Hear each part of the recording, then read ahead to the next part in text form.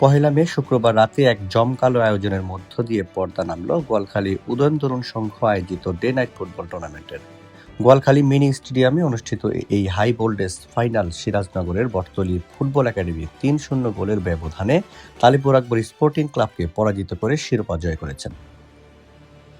সন্ধ্যা ৭টায় flight নাইটের আলোয় ম্যাচটি শুরু হলে গ্যালারি ভর্তি দর্শকদের উন্মাদনায় মুখরিত হয়ে ওঠে পুরো স্টেডিয়াম। খেলার প্রথমার্ধে দুই দলই পাল্টা আক্রমণ চালিয়ে গেলেও জালের দেখা পায়নি কেউ। রক্ষণভাগের ধীরতায় প্রথমার্ধে শেষ হয় গোলশূন্য সমতায়। তবে বিরতির পর খেলার চিত্র পুরোপুরি বদলে যায়। দ্বিতীয়ার্ধের শুরুতেই তালিপুর আকবর স্পোর্টিং ক্লাবের রক্ষণভাগে চাপ সৃষ্টি করে বটতলী ফুটবল একাডেমি।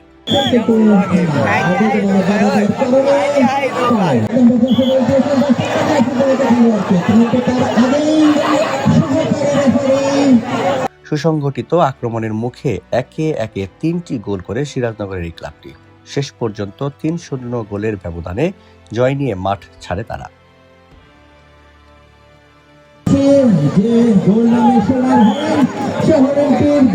সমাপনী ও পুরস্কার বিতরণী খেলার শেষে এক সংশ্লিষ্ট আলোচনায় মাধ্যমে বিজয়ীদের হাতে ট্রফি তুলে দেওয়া হয়। স্থানীয় ক্রীড়ামোদী দর্শক এবং আয়োজক কমিটির সদস্যরা এই টুর্নামেন্টের সফল সমাপ্তির সন্তোষ প্রকাশ করেছেন। উদয়ন তরুণ সংঘের পক্ষ থেকে জানানো হয়, যুব সমাজকে মাদকমুক্ত ও ক্রীড়ামুখী রাখতেই এমন নিয়মিত আয়োজন পরিকল্পনা তাদের রয়েছে।